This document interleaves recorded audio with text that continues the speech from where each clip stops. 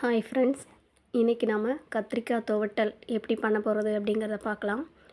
அதுக்கு கத்திரிக்காய், பூண்டு, வெங்காயம் இதெல்லாம் எடுத்து வச்சுருக்கேன்.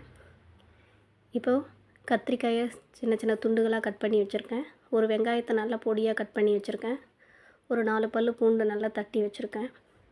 வானலை வச்சுட்டு எண்ணெய் ஊற்றிக்கோங்க. எண்ணெய் நல்லா சூடான பிறகு அதில் கடுகு சேர்த்துக்கோங்க. கடுகு போட்டு கொஞ்சம் நல்லா பொரிஞ்சு வந்த பிறகு சோம்பு, அதாவது பெருஞ்சீரகம்னு சொல்லுவோம், சோம்புன்னு சொல்லுவாங்க. இந்த சோம்பு கொஞ்சம் சேர்த்துக்கோங்க. ரொம்ப டேஸ்டியாக சூப்பராக இருக்கும். இதுதான் இந்த கத்திரிக்காவுக்கு நல்ல ஃப்ளேவர் கொடுக்கும். அப்புறமா நம்ம நச்சு வச்சுருக்க அந்த பூண்டை சேர்த்துக்கோங்க. நல்லா கிளறி விட்டுட்டு அதுக்கப்புறமா வெங்காயத்தை கட் பண்ணி வச்சுருக்கோம் இல்லையா, அந்த வெங்காயத்தையும் நல்லா சேர்த்து நல்லா கிளறி விட்டுக்கோங்க.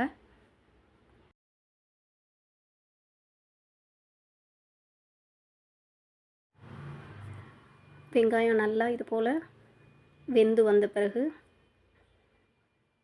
நம்ம அதில் கட் பண்ணி வச்சுருக்கக்கூடிய கத்திரிக்காவை சேர்த்துக்கலாம்.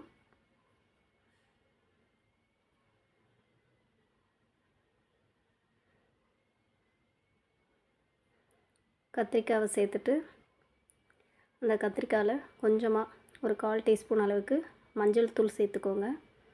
அதுக்கப்புறம் கருவேப்பிலை சேர்த்துக்கோங்க. இப்போ எல்லாத்தையும் நல்லா ஒன்று போல் கிளறி விட்டுக்கோங்க. நல்லா கிளறி விட்ட பிறகு இந்த கத்திரிக்காவுக்கு தேவையான உப்பு சேர்த்துக்கோங்க. உப்பு சேர்த்து நல்லா கிளறி விட்டுடுங்க. கிளறி விட்டுட்டு ஒரு தட்டு போட்டு நல்லா மூடி வச்சுடுங்க. இப்போ இது நல்லா வெந்துட்டுருக்கட்டும். அதுக்குள்ளே இதுக்கு நம்ம ஒரு பேஸ்ட் ஒன்று தயார் பண்ண போகிறோம். அதுக்கு கொஞ்சமாக தேங்காய் எடுத்துக்கோங்க. கொஞ்சமாக சோம்பு ஒரு டீஸ்பூன் அளவுக்கு எடுத்துக்கோங்க. ரெண்டையும் சேர்த்து நல்லா மிக்சியில் ஒரு பேஸ்ட்டு கன்சிஸ்டன்சிக்கு நல்லா அரைச்சி கொண்டு வந்துடுங்க. அரைச்சி கொண்டு வந்தாச்சு. இப்போது இதில் நம்ம கத்திரிக்காய் வந்துட்டுருக்கு இல்லையா, அதை பிளேட்டை எடுத்துட்டு இப்போ நம்ம அரைச்சி வச்சுருக்கக்கூடிய அந்த விழுதை அதில் ஊற்றிடலாம். உங்களுக்கு எவ்வளோ தண்ணி தேவையோ அந்தளவுக்கு தண்ணி ஊற்றிக்கோங்க. நான் சும்மா ஒரு 1/4 டம்ளர் அளவுக்கு அந்த மிக்ஸி ஜாரை கழுவி அதுக்குள்ளே ஊற்றிக்கிறேன். ஏன்னா தண்ணி கொஞ்சமாக இருந்தால் தான் அந்த கிரேவி ரொம்ப சூப்பராக இருக்கும். அதுக்காக கொஞ்சமாக தண்ணி சேர்த்துக்கோங்க.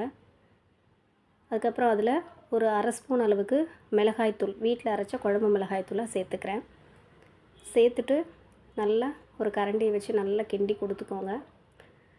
நல்லா கிண்டி கொடுத்ததுக்கப்புறமா திரும்பவும் அதில் ஒரு மூடியை போட்டு நல்லா மூடி வச்சுட்டு ஒரு 5 to 10 மினிட்ஸ் நல்லா வெந்து வரட்டும். அப்படியே விட்டுருங்க. இடையில இது போல் அப்பப்போ கிளறி கொடுத்துக்கோங்க. பார்த்திங்கன்னா எண்ணெய் நல்லா பிரிஞ்சு வந்திருக்கு பாருங்கள், உங்களுக்கே நல்லா தெரியும். இப்போது இந்த ஸ்டேஜில் கொத்தமல்லி இலையை தூவி விட்டுட்டு ஸ்டவ் ஆஃப் பண்ணிவிடுங்க. இப்போ நம்ம இது ஒரு பிளேட்டுக்கு மாற்றிக்கலாம். ரொம்பவே டேஸ்டியான சூப்பரான கத்திரிக்காய் பிரட்டல் ரெடி ஆகிடுச்சுங்க. உண்மையிலே நான் இது ரொம்ப ஹைப்புக்காக சொல்லலை, சூப்பராக இருக்கும். நீங்கள் வீட்டில் ஒரு வாட்டி ட்ரை பண்ணி பாருங்கள். ட்ரை பண்ணி பார்த்துட்டு எப்படி இருக்குன்னு கமெண்ட் பண்ணுங்கள். சேனலை சப்ஸ்கிரைப் பண்ணுங்கள், லைக் பண்ணுங்கள், ஷேர் பண்ணுங்கள், கூடவே கமெண்ட் பண்ணுங்கள். தேங்க்யூ ஃபார் வாட்சிங்.